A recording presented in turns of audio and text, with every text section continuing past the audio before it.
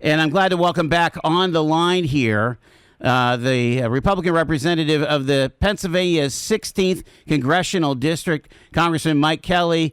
Congressman Kelly, thank you so much for taking time to join us today.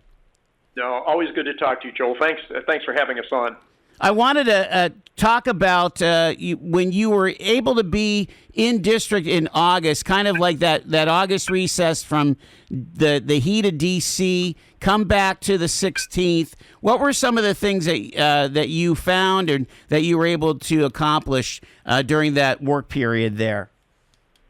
Yeah, so, Melanie Brewer sets everything up for us when we're back home in district, which is the most important time that we spend. We did over 101 visits during that time period, everywhere from manufacturers to ag people, to meeting with students, to meeting with just private citizens who were concerned about one thing or another. We did an awful lot of just listening. And so what it came down to, I think more than anything else, is there was a general feeling of the people that we talk with that while they were concerned, they weren't negative on what was happening in the country. Everybody says the same thing. It's different than when I grew up. Things have changed dramatically. I don't know where the culture went that I grew up in, but it's changed dramatically. The one thing I do say in our district, it is a district which, as you know, the average annual income for a family of four is $54,000. Now, the people I'm with down here in D.C., when I say that, they go, "Oh, you must be kidding. Nobody can live on $54,000 a year." I said, well, you know what? That's the average. There are quite a few below that, and they are suffering as we go through this inflation because they can't do the things they normally would do, and they don't have a lot of extra money left over once you take care of the children and getting ready for school and buying school clothes and putting food on the table and trying to put something away for a rainy day. It's become harder and harder to do. Inflation's really hurt everybody, although when I look at the inflation, I think that right now we're looking at an inflation somewhere around 2%, and the average over the years has been 3.2% inflation. I just think that the giant jump that, as you know, took place in 2020 when it went up double digits, and now the increases are based on that. It started it there, kept going up. So now every time the cost goes up, the cost of living goes up, and it's like, oh my gosh, it just went up 2.3% or something. I said, yeah, but you keep in mind that's on top of what happened in 2020, 2021, 2022, right, when we had double-digit inflation, which was really the beginning of a price, the cost of living going to a point where even if you had an increase in your pay, it doesn't begin to cover the cost of inflation. When you put it all together, the cumulative effort has been a real killer. Let me talk to you about something that you know a lot about, and that's the automotive industry. And I'm interested in your thoughts, again, from your wheelhouse, if you will, when it comes to inflation and cars, because not only have the cost of a new car gone up, but the cost of the financing has gone up. And so you've got somebody who even maybe wants to buy recent, let's say a 3-year-old used car. They might have great credit, but they're still going to pay 10, 11% interest on that used car. How do you make those numbers work, considering that our wages haven't really gone up that much, you know? Yeah. Well, the answer to that is you can't make it work. And what you're talking about is something, and I'm glad you brought it up, because I was watching it as it was going up. When we had prime rate at 1.5%, the borrowing rate was not as crazy as it is today. When you get up into the high initial, like 8%, 9%, whatever, it makes it almost unreachable for people. The point is, though, if you look at inflation and the price of a new car today, it is astounding to me that cars today, trucks, cars, whatever, are bouncing way over $50,000, $60,000. When you start talking $75,000, $80,000, I looked at somebody the other day had a new truck they wanted to show me. I said, this is really interesting. This is really well equipped. If you don't mind me asking, how much was the truck? And they said $105,000. I said, no, seriously, how much was this truck? And they said it's $105,000. I said, I paid $50,000 for my home. I cannot imagine a truck that cost twice as much. Now, I bought my home right after I got married in 1973. So, Right. I mean, it's a long time ago, Joel, but I can remember when the high test was, which we used to call the high octane gas, was 35 cents a gallon. That was Atlantic white gas. Yes. I couldn't believe that anybody could afford to pay 35 cents a gallon for gasoline. And now we see how it's bounced up. I think they are saying now nationally it's about $3.19 a gallon. In the area that we travel in, you and I, it's somewhere around $3.49 to $3.69, depending on what day it is and what area you're in. As you get closer to the turnpike, it gets much more expensive. When we're back home, it's a little bit better buy. Let's so obviously folks are concerned about, things that used to cost $25 at the grocery store cost $35 or $40 for the same basics, for one trip to the grocery store after work. The gas, is significant, but there's also the concept of, where we are as far as employment. And, we're starting to see some numbers. I mean, we just had that fix for the past year that we didn't make as almost 1 million jobs as much as we thought we made. Are we seeing that we are on, maybe getting closer to some kind of a pullback or recession? Or what is your sense that way, Congressman Kelly? Yeah. No, that's a really good point. My son is actually working now. He's working at a job. They makes a little bit over $20 an hour, but he's a guy that works on a construction site, mixing cement, putting cement in a wheelbarrow, carrying heavy blocks and things like that. And as I was talking to him, I was saying, okay, so you're working and you're getting $20 an hour, and there's no benefits involved in this, by the way. And so what it brings it much closer to me when people say, well, you don't really know what it's like because you're old and you don't have. I said, no, I know exactly what it's like. I have always been on the front of this because, first of all, the products that I've sold all my life comes down to usually how much a month can you actually afford. And down here, I would tell people sometimes the difference between us being able to sell a car or truck and not selling the car or truck was $5 a month, because it was always the wife who would pull out her tablet, and the husband would say, I think we can do that. And she'd look up and she says, you know what, honey, we can't. Maybe $2 or $3 a month. We can't put another $5 a month into this. Wow. And people would laugh at me and say, oh, come on. I said, you know what? You need to get to a place where it's real.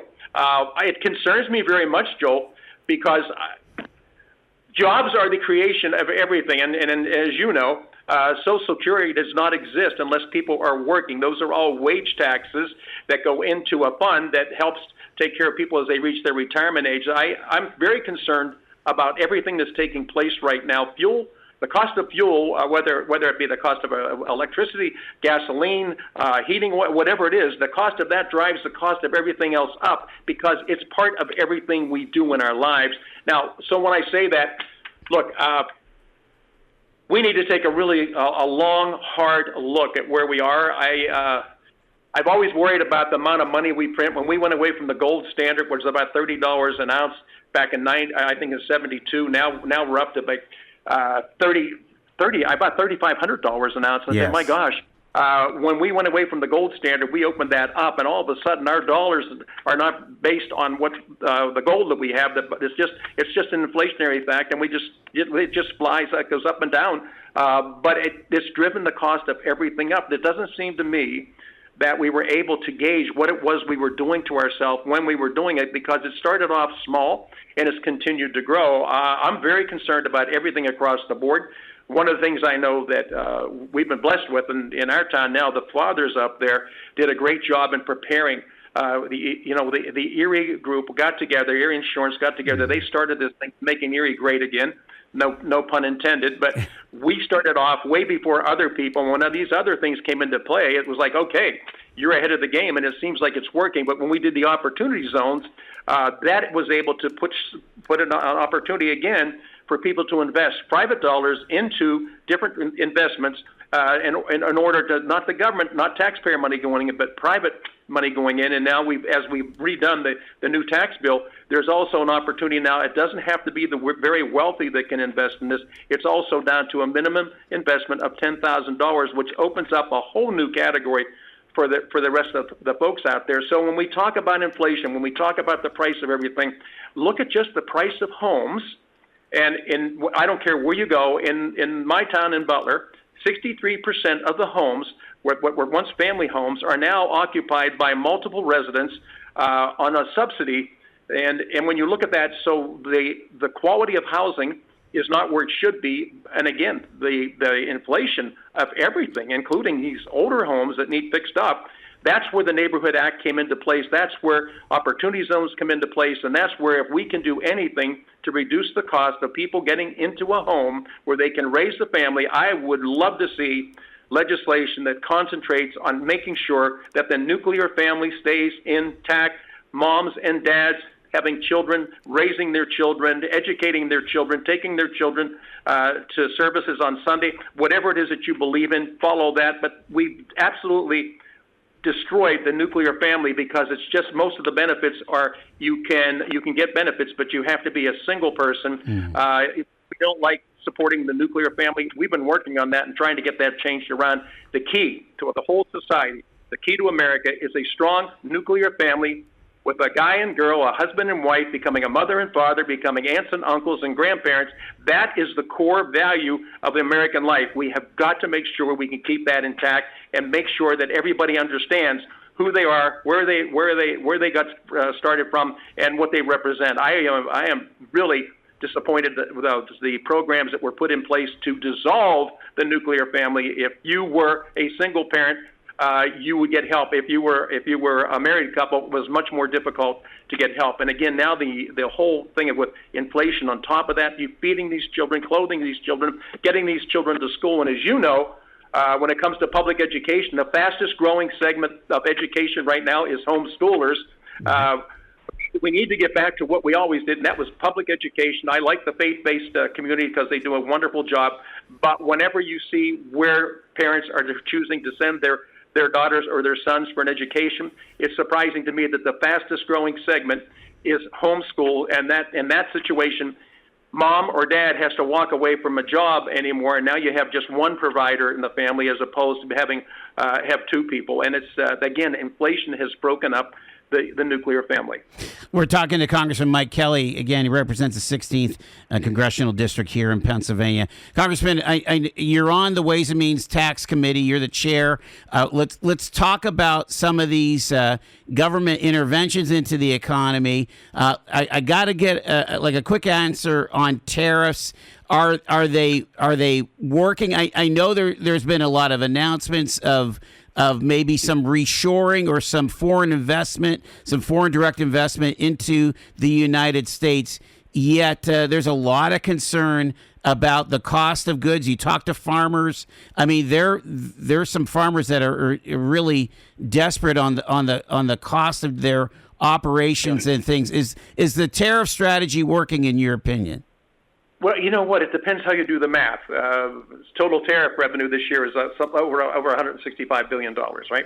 So people say, yeah, but where did that money come from? I know when we were back home, we spent a lot of time with the agriculture part of the community, and a lot of what's driven their costs up. Our fertilizers have gone up, the cost of fuel, everything got laid on top of one thing after another after another.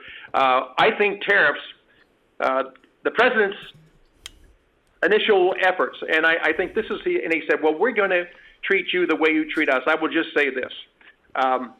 It is very difficult for America to get into foreign countries. We've opened our markets to everybody. We made it possible for people to come here and bring their products, and we welcome them. And then if we try to go someplace, they say, you know what, would like to have you bring your products in here, but there's a tariff here, and there's a non-tariff trade barrier. And people say, what does that mean? Well, let's take, for instance, in a car or truck. They may say, you know what, your tail lamp isn't the type of tail lamp we like in our country, so you're not going to be able to bring that in. We have been so played over the years, and we've been the most generous country in the world. We're the first responder to every time anything goes wrong anywhere. Who's the first to show up? America. Yet when it comes time for us to look at other economies and say, we would like to send some of our products there, then we get said, well, there's a tariff that we have on your product coming in. And what they do is they take us off the shelf, literally take us off the shelf through either a high tariff or a non-tariff trade barrier that makes it impossible for our product to be sold there. Yeah. I mean, understanding that President Trump has talked a lot about we've been taken for a ride by so many places. But there also is they're using the tariffs to put some pressure on President Putin of Russia to maybe de-escalate this war. I'm going to keep moving here because, again, part of your purview is the size of government. We've had many conversations. You're concerned about the national debt. So a couple questions here. You voted for a rescission package here, $9.4 billion in cuts, including the Corporation for Public Broadcasting. And I understand, there's thinking that it's that, quote, a lot of what NPR and PBS does is it leans to the left. But that doesn't really take into account these small television and radio stations in the Commonwealth here, including WQLN, who are pretty much nonpartisan, but that funding was 40% of their income. What do you have to say to the members of QLN? There's 7,000 members that are your constituents that are just trying to figure out if they're going to have their public broadcasting station. Yeah, and that is a concern. I think if you look at the rescissions that were made, if you were to break it down and look at it, you say, oh my goodness, this isn't just public television. I watched all Downton Abbey. I watched Upstairs, Downstairs. I used to watch Josie Carey. I used to watch the whole gamut of things growing up, and my kids watch it. Oh, I am concerned about it.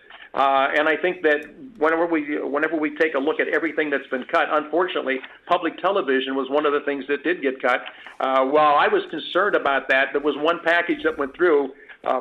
Look, I'd be the first one to say there is some really quality stuff on public television. I get that. But there also are other things that got involved in that package. And it's hard when you look at whenever you start to cut back, it's hard to say, well, we're going to cut this, but we're not going to cut that. We'll cut this a lot. We'll cut this a little. I think the effort was to try to get this under control to see what it was that we were subsidizing. I know that Channel 13 was what I usually listen to where I'm at my part of the district. I watch a lot of public television, and I question, as you do too, there are some programs that are very good. There are some other programs that I would say, you know what, this goes beyond the concept of what public television was supposed to be about. The cuts that were made are cuts that were made. It is tough, but when you look at some of the other things that were in there, not just watching Downton Abbey or some of these other shows that we love, the travel stations that are on there and everything else, there are other things that we'd take a look at and say, listen, you're going to lose part of your funding.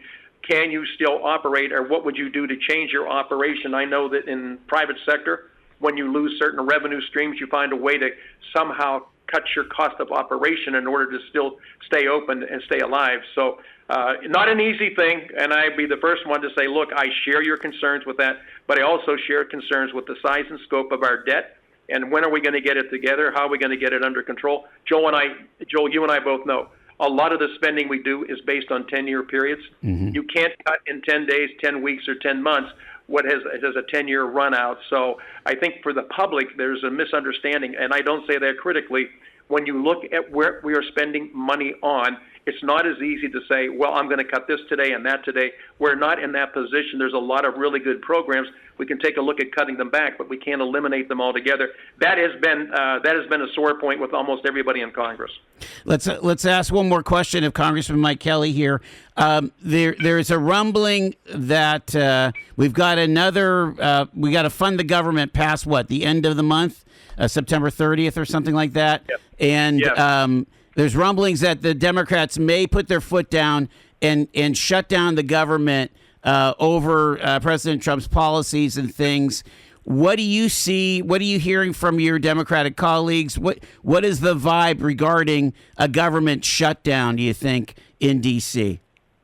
Well, I think the worst thing we can do is shut down the government. There are so many people that are depending on certain financing that comes only through the government. I think it's reckless, and I think it's a bartering thing. It's a back and forth. I know when I first got here, everybody thought the idea is you shut down the government is a good thing to do. No, the worst thing we can do is to shut down the government. It changes everything for everybody across the board. We use it. It seems to me that it gets used more as a political tool than anything else. And for posturing, I would say that since the time I've been here, every time we come towards the end of the line, and it looks like we're going to have to renew what we're doing, that's always like, no, we're going to shut the government down. I would just suggest that the worst thing we can do is shut the government down. I think people should look away from trying to do what they think politically gains them some type of stature, as opposed to who all do we hurt by that. We have too many people depending on the proper use of taxpayer funding, which, as you know, everything when we talk about shutting down the government, we're spending taxpayer money. This money does not belong to the government. The government they fund things, but only because through taxes and other ways of gaining revenue. So we got to be careful what we're doing. I would hope that we don't shut down the government. I think it's the worst thing we can do. It sets credit markets across the world upside down, and all of a sudden our ability to borrow money is like anybody else in life, is our ability to pay things back. So when you get to a point where you shut your economy down, you shut your government down, you're sending a bad message to the rest of the world that you're going to be reckless with that. Now, I know a lot of people would like to see us cut back on spending. Yes, we can't cut back on all spending. We should look at anything that's superfluous and we don't need, because every single penny comes out of a hard-working taxpayer's pocket. I don't like to use anybody's money frivolously. I like to make sure that they're getting their money's worth for the government they invest in. Shutting down the government is a big no for me. We're going to leave it there. Congressman Mike Kelly, always a great pleasure to have you come on the show. I appreciate it, sir. Thank you, Joel. Thanks for having us. Appreciate it.